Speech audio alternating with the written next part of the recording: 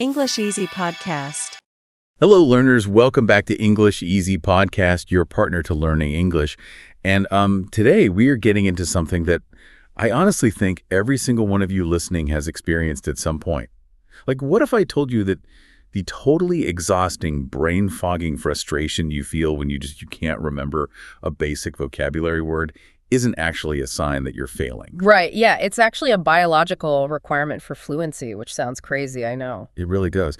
But today, we're totally bypassing the grammar rules, the endless, verb conjugation charts, and we're doing a deep dive into the ultimate mental game of mastering a second language. Yeah, and I want to emphasize that this specific conversation is really tailored for you intermediate English learners out there who just feel, wow, completely stuck. Exactly. If you are listening to this and you have ever just stared blankly at an English textbook and felt this massive wave of inadequacy and thought, maybe my brain just isn't wired for this. Well, this deep dive is built to dismantle that exact assumption. I love that. Dismantling the assumption. We're unpacking the psychology and the neuroscience of language learning. So we're going to look at the biological mechanisms behind burnout, why the embarrassment of making a glaring mistake is actually an evolutionary advantage, and the cognitive strategies you need to conquer that paralyzing fear of speaking. Which is huge. The fear of speaking is just a massive wall for people. So to really ground this, let's start with a narrative from the source material that I think captures the exact moment this frustration usually peaks for people. Oh, the story about the learner opening his notebook? Yes, exactly. So there's this learner, we'll just call him Jake. He sits down at his desk after a really long day. He opens his notebook, reads a single intermediate English sentence, and then he just reads it again. And almost instantly, this physical wave of exhaustion just hits him. Yeah, his brain just essentially throws up a firewall. Right, a total firewall. He feels incredibly slow, fundamentally small, and his immediate instinct is to just, close the book and walk away, just give up for the night. And that specific crushing weight, that is the absolute hallmark of the intermediate plateau. It's so common. But the real tragedy here is how we naturally misinterpret that physical sensation. What do you mean by misinterpret? Like, exhaustion is just exhaustion, right? Well, when you hit that cognitive firewall, your default assumption is usually a lack of natural ability. You think, I'm just not good at this. However, biologically speaking, that exhaustion is the literal physical sensation of neuroplasticity. Neuroplasticity, so the brain actually changing shape. Exactly. The sources make a really compelling argument here. When learning feels impossible, your brain is actively constructing new neural pathways. If the material feels easy to you all the time, you're just retrieving existing information. Meaning you aren't actually learning anything new. Right. Zero growth is happening when it's easy. Okay, so the sources compare that dynamic to physical conditioning at a gym, right? Like lifting a 1-pound weight for an hour isn't going to change your muscle fibers at all. Yeah. But struggling with a really heavy weight actually tears the tissue so it can rebuild stronger. Yeah, it's a great analogy. But frankly, I think we can take that analogy even further to really explain what's happening in the brain. Because it's less like lifting a dumbbell, and it's more like trying to carve a brand new highway through a super dense, overgrown forest. Oh, I like that. A forest. Yeah. Because think about it. Your native language is this massive, paved, 10-lane superhighway. Thoughts travel down it instantly with no friction. But when you try to express a complex adult thought in English, your brain is suddenly forced to hack through this thick brush with a machete. That is a much more precise way to visualize it, yeah. Right. So that physical exhaustion Jake felt, that's just the cognitive load of hacking through the brush. Exactly. You are demanding an enormous amount of metabolic energy from your brain to forge those new connections. And that metabolic cost is literally why it feels physically tiring.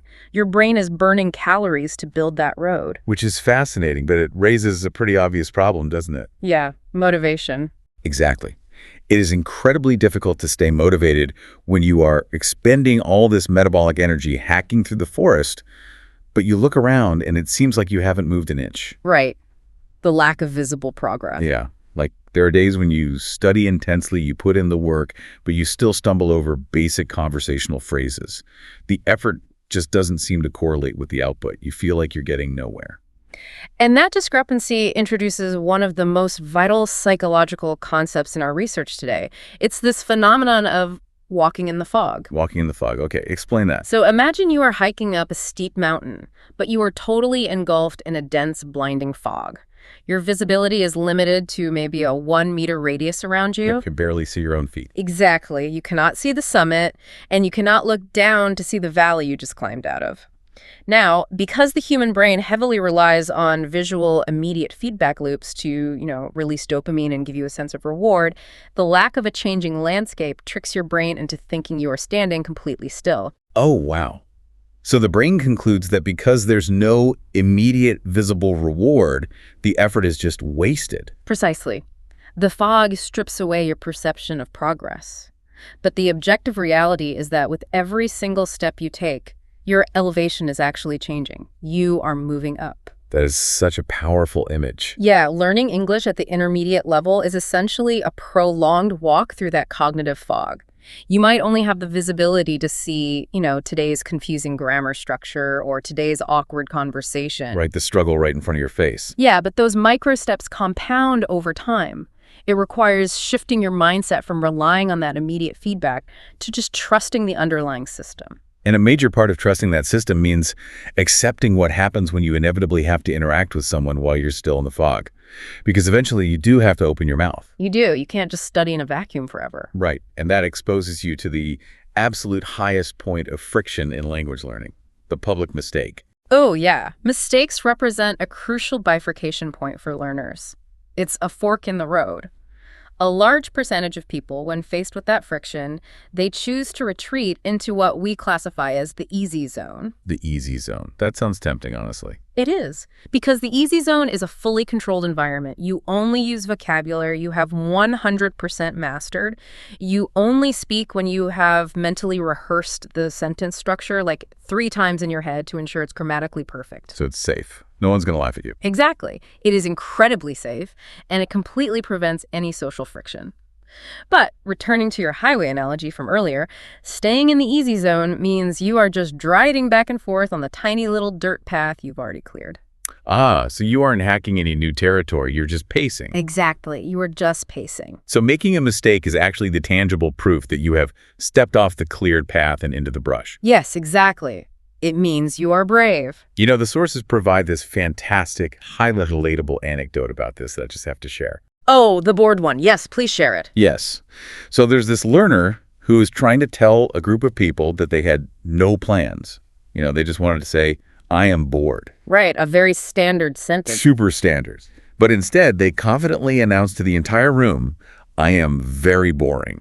Which fundamentally alters the entire premise of the sentence. Dramatically. They went from expressing a temporary state of idleness to declaring themselves a permanently uninteresting human being. Just a deeply boring person. Right. And of course, the room went quiet, someone chuckled, and the learner experienced this massive, horrible spike of embarrassment. I'm sure their face was bright red. Oh, I would have died. But here is the neurological payoff to that horrible moment. The sheer humiliation of that mistake fused the difference between bored and boring into their memory permanently. They will literally never make that mistake again. Never. And there is a deep evolutionary mechanism at play right there. So the amygdala, which is the part of the brain that processes emotional responses, it basically acts like a bright yellow highlighter for the hippocampus, which is the memory center. A highlighter for your memory, okay. Yeah. So when an event triggers a strong emotion, like the intense vulnerability and embarrassment of saying, I am very boring in public, the amygdala signals to the brain that this information is absolutely critical for social survival. Wow. So it treats it like a threat. Exactly. It instantly solidifies that synaptic connection. A boring textbook exercise on adjectives is never going to trigger that biological mechanism. Because there's no stakes. Right. A perfectly rehearsed sentence fades really quickly. But a high emotion mistake, that is practically branded into your active memory. That completely reframes the sting of embarrassment. Like, it isn't a penalty at all. It's just a biochemical retention tool. That's a great way to put it. Which naturally transitions into another massive source of frustration for intermediate learners, the feeling of a failing memory. Oh, the disappearing vocabulary. Yes, because a learner will study a list of, say, 30 words on Monday, and by Friday, they can only recall maybe 5 of them. And the immediate assumption is always, I have lost this information entirely. My brain is broken. But they haven't lost it. They're just misunderstanding how memory retrieval works. Which brings us to this amazing concept of sleeping English. Sleeping English. I love that term. It's so accurate. Passive vocabulary. So the words you can recognize when you're reading a book, but you cannot summon during a live conversation, that vocabulary is not erased from your neural network. It is dormant. Okay, dormant, like it's hibernating. Right.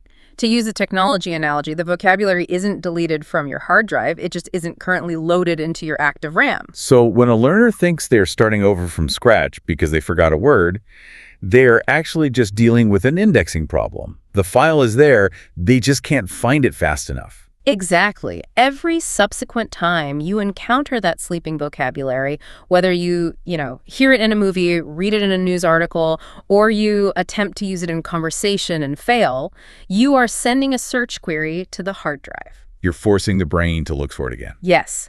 You are strengthening that retrieval pathway. You are literally waking the English up just a little bit more each time. Which means you, the listener, you need to completely overhaul how you measure your progress.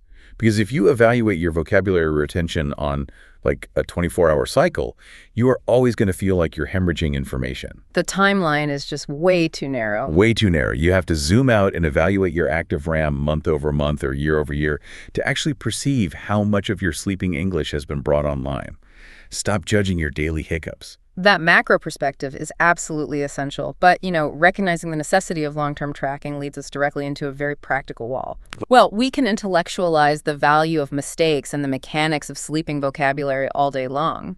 But how does a learner maintain the actual daily momentum required to wake those words up, especially when they are already exhausted from their actual life? Oh, that is the million-dollar question. This is where we shift from the psychology of learning to the logistics of endurance. Because motivation is an incredibly unreliable chemical state. Very unreliable. It comes and goes. Right. You cannot build fluency on the assumption that you will magically feel inspired after a 9-hour workday. No, you definitely won't. So the sources propose a logistical rule to just completely bypass the need for motivation. And the rule is prioritize consistency over intensity. The mantra they use is don't run, just don't stop. It's akin to walking through a really miserable rainstorm. The conditions are uncomfortable, your pace slows down to an absolute crawl, and the desire to just stop walking is overwhelming. You just want to go inside and get dry. Right. But continuous, slow forward motion remains mathematically superior to seeking shelter and stopping entirely. If you stop, you never get home. To operationalize that, the sources suggest something called the 5-minute rule. So on the days where the cognitive load feels too heavy, looking at a 1-hour study block on your calendar is just paralyzing. Oh, it's impossible. The brain perceives the mountain, calculates the required energy to climb it, and opts for zero action. So the 5-minute rule demands that you shrink that mountain down to a single pebble. You just commit to 5 minutes of exposure. Just 5 minutes. Yeah. Listen to one short audio clip, read 3 paragraphs of a blog post. That is the entire commitment. Because by radically lowering the barrier to entry, you bypass the brain's natural resistance to heavy cognitive loads. Starting becomes essentially frictionless. Right. But let me push back on the actual efficacy of this for a second. If we are talking about building a second operating system in the brain, like we discussed earlier, does 5 minutes of low-friction passive listening actually move the needle? Yeah. I mean, if I only lay 1 brick a day, I'm never going to finish building the house, right? That is a very logical skepticism, for sure. But it assumes that learning only happens through active, strenuous construction. And that's not true. Language acquisition also relies heavily on what researchers call hidden learning. Hidden learning. Yeah, which occurs during what we call flat days. So progress in language learning is not a smooth 45-degree upward line. It is characterized by steep peaks, sudden drops, and agonizingly long, flat plateaus. The fog we were talking about. Exactly. During a flat day, when you engage in just 5 minutes of casual listening, you might not feel like you're learning, but you are still feeding your brain's subconscious pattern recognition engine. So even if I'm not actively, memorizing a new vocabulary definition, the brain is absorbing the architecture of the language. Correct. The brain is processing the rhythm, the natural intonations, the syntax, all of it implicitly. The sources provide a brilliant reframing for this. They say, treat these low-effort days not as a failure to study, but as charging a battery. Oh, charging a battery. I like that. Because a cognitively depleted brain cannot consolidate new, complex grammar rules. It just won't stick. By doing 5 minutes of relaxed listening, you are keeping the neural pathways warm, you are maintaining that vital connection to the language without draining your battery all the way to zero. Treating a relaxed 5-minute session as an active charging state removes an enormous amount of unwarranted guilt. Like, you weren't slacking, you were consolidating. Exactly. Rest is part of the process. However, eventually the battery is fully charged, the fog lifts momentarily, and you have to take this internal architecture out into the real world. Which brings us to the ultimate friction point. The physical fear of speaking. Yes, the fear of speaking. Why do so many learners just hide and become completely quiet when native speakers talk fast? Because it is the final boss of language learning. You can ace a written grammar test, you can comprehend complex podcasts, and you can write these really eloquent emails.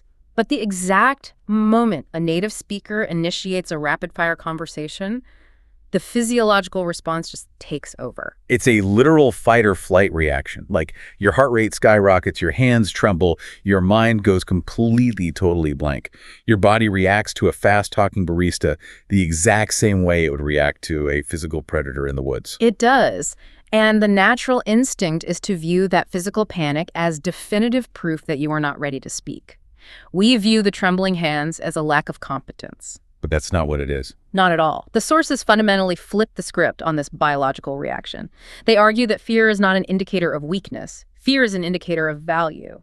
Meaning the physical response only happens because the outcome actually matters to you. Precisely. Think about it. If mastering English and connecting with that person held no social or personal value to you whatsoever, your central nervous system wouldn't bother deploying adrenaline. It wouldn't waste the energy. Right. The rapid heartbeat is your body allocating resources to an event it deems significant. It is a biological signal of impending growth. That is a profound paradigm shift. The racing heart isn't your brain screaming, retreat. It is your brain screaming, pay attention, this matters. Exactly. But we also have to acknowledge the root cause of that fear, I think, because it isn't just the fear of misusing a preposition, is it? It is the crushing, pervasive anxiety of not sounding like a native speaker, the fear of having an accent. Oh, absolutely. And that anxiety is fueled by the native speaker myth, which is arguably the most toxic standard in the entire language learning community. It really is. It's so damaging. Holding yourself to the standard of a native speaker is a gross false equivalence. Because a native speaker acquired the language passively during childhood, over tens of thousands of hours, while their brain was at its absolute peak plasticity. And critically, they did it without the interference of a pre-existing native tongue. So they got to lay down their highway on completely empty land. Yes. But as an intermediate learner, you are trying to build a second, equally complex highway system right on top of a fully functioning one without disrupting the traffic of your native language. Exactly. The cognitive achievements are entirely different, and because of that reality, the goal should never be to perfectly mimic a native speaker. So what is the goal then? The goal is what the sources classify as international English. International English does not require flawless pronunciation. It doesn't require textbook perfect grammar. Its sole metric of success is clarity. Clarity. Does the listener understand your intent? Yes. If they understand you, the communication is successful. Full stop. Which directly addresses the stigma of having an accent, because people apologize for their accents constantly. They treat it like it's a defect in their software. When in reality, an accent is an auditory badge of profound cognitive achievement. It is a sign of power and courage.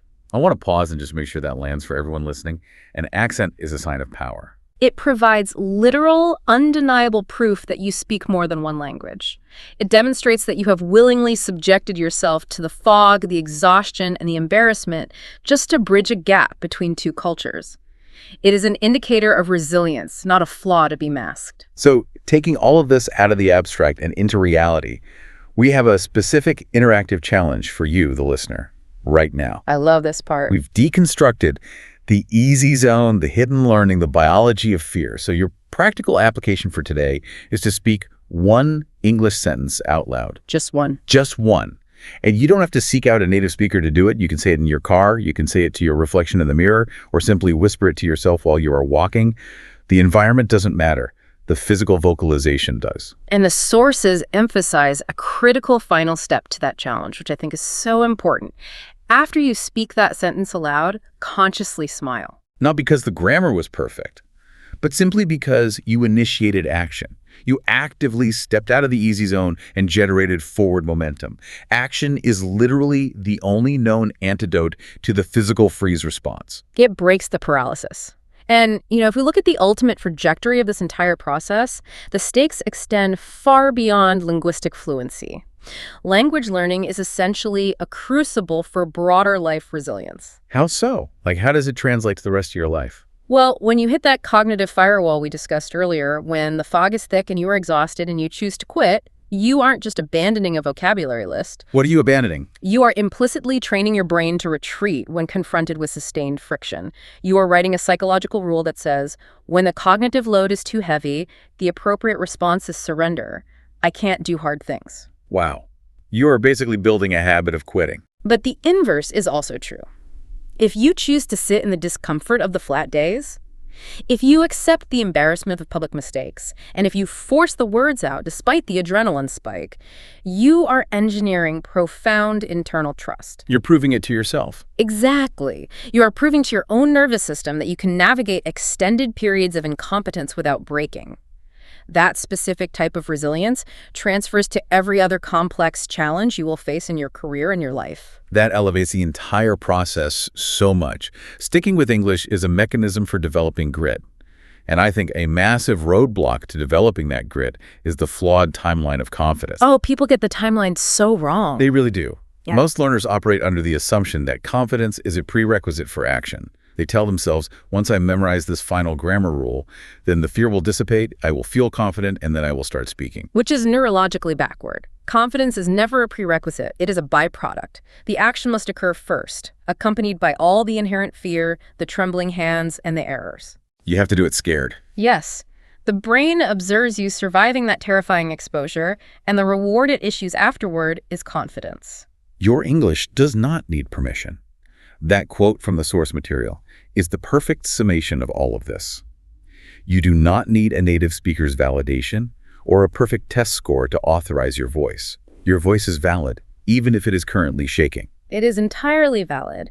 And as we conclude today, I want to offer a final, somewhat provocative framing regarding the specific mistakes you are dreading making. Okay, let's hear it. So, we invest a massive amount of mental energy terrified of public humiliation. We obsess over the potentially saying I am very boring and just becoming a joke. But consider this perspective shift. The catastrophic, embarrassing mistake you are terrified of making today, the one that will make your face burn with shame, is not a permanent mark against your intelligence. What is it then? It is the exact, relatable, highly humorous story you are going to use a year from now to comfort and inspire another beginner who is currently stuck in the fog. Oh, wow. That completely neutralizes the threat of failure. Your worst mistake today is literally just your best teaching material for tomorrow. It's an investment in your future ability to lead someone else through the friction. That is such a brilliant place to wrap this up. It's all part of the journey. It really is. Listeners, your final directive for the week builds on that vocal challenge we gave you. Sometime this week, physically write down one single English sentence. A journal, a digital note on your phone, a piece of scrap paper on your desk, it does not matter. Just document one sentence. Just one. Let it serve as tangible proof that despite the fog, the fatigue, and the fear, you are still actively carving your path forward. Thank you for walking through the fog and diving into the mechanics of learning with us today. Keep moving, trust the process, and we will see you on the next Deep Dive.